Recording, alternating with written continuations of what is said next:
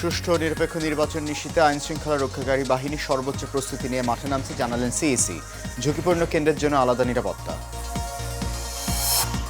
ভয়াবহ অগ্নিকাণ্ডে সব হারিয়ে চরম মানবিক বিপর্যয়ে রাজধানী করাইল বস্তির বাসিন্দারা। সহায়তা নিশ্চিতের আশ্বাস প্রধান উপদেষ্টার। এবং চাংখারপুল হত্যাকাণ্ডে তদন্তকারী কর্মকর্তাকে দ্বিতীয় দিনের জেরা করবেন আসামি পক্ষ। মরদেহ পোড়ানো মামলায় সাক্ষ্য গ্রহণ 2 ডিসেম্বর।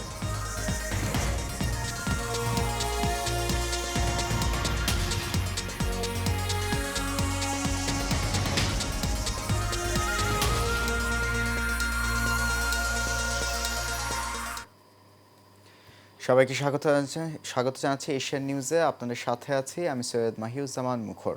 শুনছেন বিআরবি কেবল ইন্ডাস্ট্রিজ লিমিটেড সংবাদ শিরোনাম। যাচ্ছি পুরো খবরে।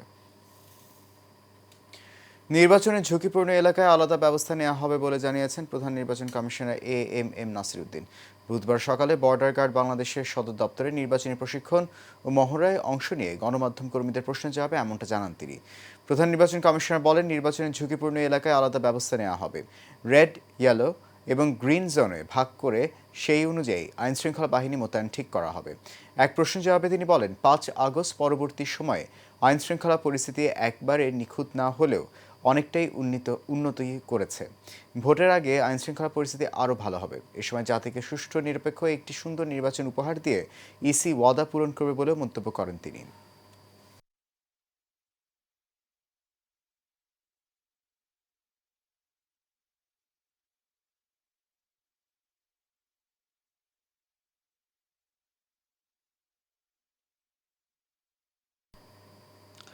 রাজধানীর মহাখালীর করাইল বস্তিতে ভয়াবহ অগ্নিকাণ্ডে বিপুল সংখ্যক ঘর পুড়ে বহু পরিবার নিঃস্ব হয়ে পড়ার ঘটনায় গভীর উদ্বেগ ও সমবেদনা জানিয়েছেন প্রধান উপদেষ্টা ডক্টর মোহাম্মদ ইউনূস। রাতের সংবাদ মাধ্যমে পাঠানো এক বিবৃতিতে প্রধান উপদেষ্টা অগ্নিকাণ্ডে আহতদের দ্রুত আরোগ্য কামনা করেন এবং ক্ষতিগ্রস্ত পরিবারগুলোর প্রতি আন্তরিক সমবেদনা জানান। ডক্টর ইউনূস বলেন, করাইল বস্তির আগুনে যেসব পরিবার গৃহহীন হয়ে পড়েছেন তাদের দুঃখ কষ্ট সবার বেদনার। ক্ষতিগ্রস্তদের পুনর্বাসনে সরকার প্রয়োজনীয় সব ধরনের সহায়তা নিশ্চিত করবে।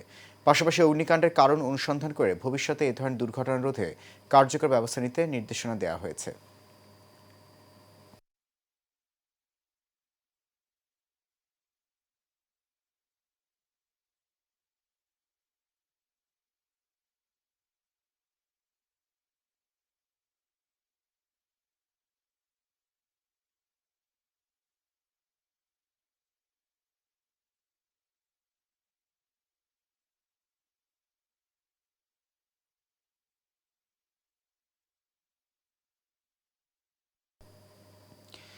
ভয়াবহ অগ্নিকাণ্ডে সব হারিয়ে করাইল বস্তির হাজারো মানুষ এখন চরম মানবিক বিপর্যয়ের মুখে।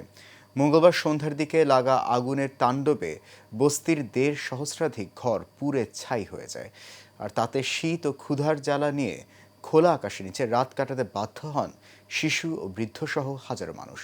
ক্ষতিগ্রস্তদের সঙ্গে কথা বলে জানা যায়, একদিকে সব হারানোর বেদনা, অন্যদিকে শীত ও খাদ্যের অভাব মিলিয়ে সবাই এখন বিপর্যস্ত। সাইফুল ইসলাম নয়নের রিপোর্ট। ছবি তুলেছেন আনসারুল ইসলাম। মঙ্গলবার বিকেল প্রায় 5টায় একটি গ্যাস সিলিন্ডারের মাধ্যমে আগুনের সূত্রপাত হয় করাইল বস্তিতে। নিমিষেই পুড়ে ছাই হয় কয়েক শত পরিবার। সেখানে এখনো ধোঁয়া উঠছে। পোড়া ঘরে অবশিষ্ট আছে কিনা খুঁজছেন তারা। একদিকে সব হারানোর বেদনা, অন্যদিকে শীত ও খাদ্যের অভাব মিলিয়ে সবাই এখন অসহায়। কিচ্ছু নিয়ে বেরোতে পারি নাই, শুধু নিজের জীবনটা নিয়ে বেরোইছি, আর কিচ্ছু নিতে পারি নাই। এই যে গ্যাস সিলিন্ডারটা বাস্ট হয়েছে, বাস্টার পরে আগুন দাপ করে এই রুমে লাগে, এই রুমেতেই সরাইছে পুরাটা। আমার 6টা রুম 3টা দোকান, আমার অনেক টাকা মালামাল নষ্ট হয়েছে। জ্বলার পরে আমার এই ছেলেটা মাদ্রাসাতে আইছে, মাদ্রাসায় দিতেও পারি নাই। এই ছেলের লয়ে টান্দা বাড়িছে, আমার ঘর টাকা পয়সা যা আছে সব লুট করে লয়ে গেছে। এখন পর্যন্ত তেমন কোনো সহযোগিতা না পেয়ে ক্ষোভ বস্তিবাসীর। তবে অন্যের সহযোগিতার উপরই ভরসা তাদের। বর্তমানে আমরা তো কিছুই নাই, মাথা বুচা সাইজ আমরা কম্বল টম্বল কিছুই নাই। আমার এই কিছু সাহায্য মঞ্চে করলে ভালো হইতাম করে, যে আমরা এই জায়গায় আবার তো বিছনা করে থাকতে পারতাম। একটু আগুনের ঝলকানিতেই নিঃস্ব হয়ে গেছে করাইলের কয়েক হাজার পরিবার। নতুন করে বেঁচে থাকার জন্য সরকারের পাশাপাশি সকলের সহযোগিতা কামনা করেন তারা। সাইফুল ইসলাম নয়ন, এশিয়ান টেলিভিশন, ঢাকা। আজ চাংখারপুলে ৬ জন হত্যা মামলার তদন্তকারী কর্মকর্তাকে দ্বিতীয় দিনের মতো জেরা করবেন আসামিপক্ষ। আন্তর্জাতিক অপরাধ ট্রাইব্যুনাল ১-এ চাংখারপুলের মামলার এই জেরা অনুষ্ঠিত হবে। এই মামলায় এখন পর্যন্ত ভুক্তভোগী পরিবার, জুলাই আহত, চিকিৎসক, একজন উপদেষ্টা সহ স্বাক্ষর দিয়েছেন ২৪ জন। তদন্ত কর্মকর্তার জেরা শেষ হলে মামলাটি যুক্তিতর্ক উপস্থাপন পর্যায়ে যাবে। এরপর রায়ের দিন ঘোষণা করবেন ট্রাইব্যুনাল। মামলায় আসামি ৮ জন হলেও সাবেক ডিএমপি কমিশনার হাবিবুর রহমান সহ ৪ জন পলাতক আছেন, আর গ্রেফতার আছেন কনস্টেবল সুজন সহ ৪ জন। অপরদিকে আন্তর্জাতিক অপরাধ ট্রাইব্যুনাল ২-এ আশুলিয়া ৭ জনকে হত্যা ও ৬ মরদেহ পোড়ানো মামলায় তদন্ত কর্মকর্তার সাক্ষ্য গ্রহণ ২ ডিসেম্বর নির্ধারণ করেছেন ট্রাইব্যুনাল।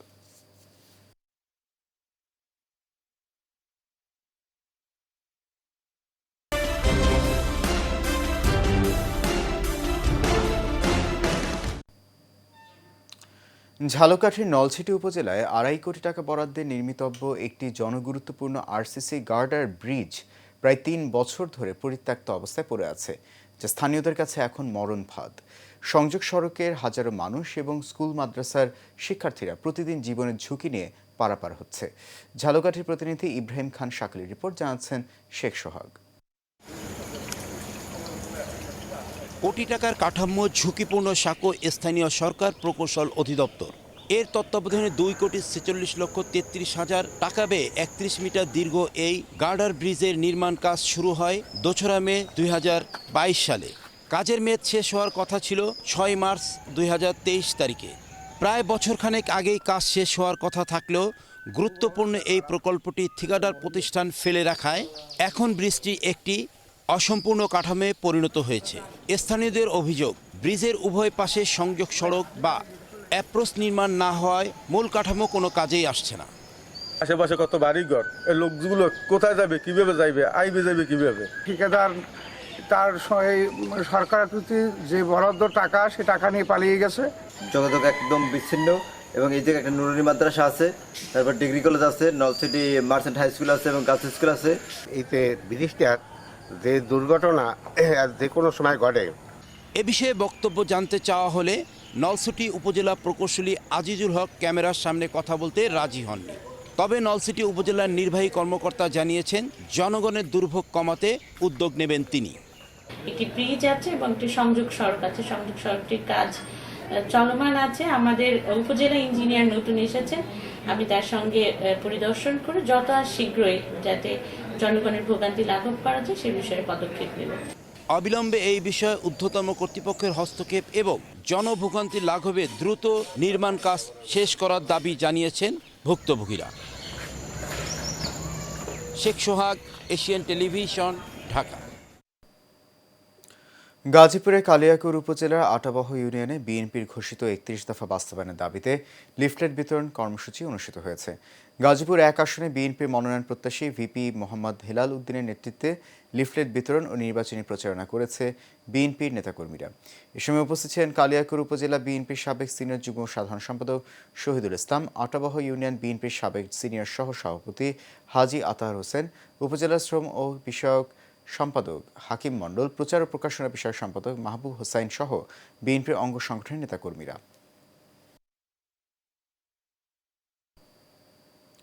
টাঙ্গাইল ৪ কালিহাতী আসনে বিএনপির প্রার্থী মনোনয়ন পরিবর্তন করে ও ঢাকা বিভাগীয় বিএনপির সহ সাংগঠনিক সম্পাদক বেনজির আহমেদ টিটোকে দলের চূড়ান্ত মনোনয়ন দেওয়ার দাবিতে বিক্ষোভ মিছিল হয়েছে। কালিহাতী উপজেলার পাইকরা ও সহদেবপুর ইউনিয়ন বিএনপি ও অঙ্গ সহযোগী সংগঠনের আয়োজনে এই কর্মসূচি আয়োজন করা হয়। এ সময় উপস্থিত ছিলেন উপজেলা বিএনপির সাধারণ সম্পাদক মোহাম্মদ রফিকুল ইসলাম, ভিপি রফিক, উপজেলা বিএনপির সহসভাপতি মজনু মিয়া, সাউথ আফ্রিকা বিএনপির সাংগঠনিক সম্পাদক ও এলেঙ্গা পৌরসভা নির্বাচন মেয়র প্রার্থী মোহাম্মদ হাবিবুর সিদ্দিকী লিটন, উপজেলা যুবদলের আহ্বায়ক আনোয়ার হোসেন মোল্লা সহ অনেকে।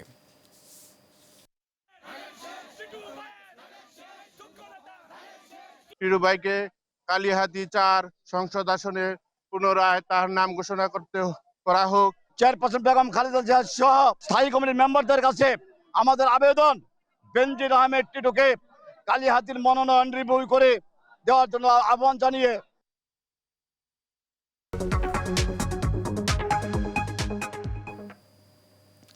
খুলনায় অত্যাধুনিক ক্যাটামরান ট্যুরিস্ট জাহাজ এমভি ওশান পার্লের আনুষ্ঠানিক উদ্বোধন করা হয়েছে। মঙ্গলবার বিকেলে জেলখানা ঘাটের ভৈরব নদীতে নিজাম শিপিং লাইসেন্সের পরিচালিত এই জাহাজটির আনুষ্ঠানিক উদ্বোধন করা হয়। এ উপলক্ষে জাহাজ অভ্যন্তরে এক আলোচনা সভা হয়। সভায় নিজাম শিপিং লাইন্সের স্বত্বাধিকারী নিজাম উদ্দিন সিআইপি বলেন, উন্নত দেশে জাহাজের মতো এই জাহাজটি ক্যাটামরান। এর বৈশিষ্ট্য হচ্ছে যে কোনো ঝড় তুফানে এটি মোকাবেলা করতে পারবে। জাহাজের মধ্যে সুইমিং পুল, জিমের ব্যবস্থা, বাচ্চাদের খেলার জন্য প্লে জোন সহ নানা সুবিধা রয়েছে বলে জানান মোহাম্মদ নিজামুদ্দিন সিআইপি। খুলনা থানার ভারপ্রাপ্ত কর্মকর্তা, খুলনা বিভাগীয় বরিশাল কল্যাণ সমিতির সাধারণ সম্পাদক ইঞ্জিনিয়ার রুহুল আমিন হাওলাদার সভায় বক্তব্য রাখেন। পরে মিলাদ ও দোয়া অনুষ্ঠানের আয়োজন করা হয়। আমাদের জাহাজটা বৈশিষ্ট্য হচ্ছে ফার্স্ট ক্যাটামারান। আপনারা দেখেছেন উন্নত দেশগুলোতে ক্যাটামারান জাহাজ এক হাল হইলে হয় মনোহাল, আর ডবল হাল হলো ক্যাটামারান। তো ক্যাটামারানের বৈশিষ্ট্যটা হচ্ছে যে কোনো রুলিং, যে কোনো ঝড় তুফানে এটা অনেক কিছু মোকাবেলা করে। তো আল্লাহর রহমতে আমরা আশা করছি যে এটা একটা নিরাপদ জাহাজ, এবং এখানে যখন ট্যুরিস্টরা আসবে তাদের সর্বাত্মক আমরা প্রচেষ্টা থাকবে আমাদের তাদেরকে সহযোগিতা করার, ভ্রমণের প্রমোদের জন্য যা যা প্রয়োজন আমাদের সব কিছুই এই জাহাজে রয়েছে। Titas gas transmission and distribution company limited Kaliakair আঞ্চলিক বিপণন চন্দ্রা অফিসের উদ্যোগে কোনাবাড়ি কাশিমপুরে বারেন্ডা মোল্লা মার্কেট এলাকায় অভিযান চালিয়ে অবৈধ গ্যাস সংযোগ বিচ্ছিন্ন করা হয়েছে। এক্সিকিউটিভ ম্যাজিস্ট্রেট সুমি রানী দাসের নেতৃত্বে এই অভিযান পরিচালনা করা হয়। এ সময় 25টি বাড়িতে 150টি চুলার সংযোগ বিচ্ছিন্ন করা হয়। জব্দ করা হয়েছে অবৈধ চুলা, রাইজার, পাইপ সহ বিভিন্ন মালামাল। এ সময় অবৈধ গ্যাস ব্যবহারের দায়ে 3 জনকে 2,20,000 টাকা জরিমানা করা হয়।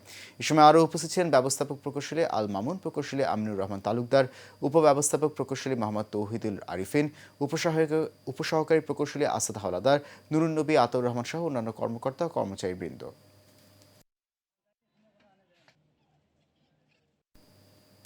শেষ করবো এশিয়ান নিউজ। তার আগে বিআরবি কেবল ইন্ডাস্ট্রিজ লিমিটেড সংবাদ শিরোনামগুলো জানিয়ে দিচ্ছে আরও একবার।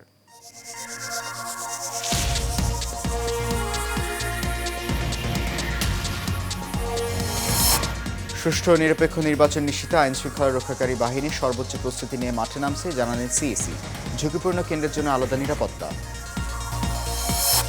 ভয়াবহ অগ্নিকাণ্ডে সব হারিয়ে চরম মানবিক বিপর্যয়ে রাজধানী করাইল বস্তির বাসিন্দারা, সহায়তা নিশ্চিতের আশ্বাস প্রধান উপদেষ্টা। এবং চাংখারপুল হত্যাকাণ্ডে তদন্তকারী কর্মকর্তাকে দ্বিতীয় দিনে জেরা করবেন আসামি পক্ষ। মরদেহ পোড়ানো মামলায় সাক্ষ্য গ্রহণ 2 ডিসেম্বর।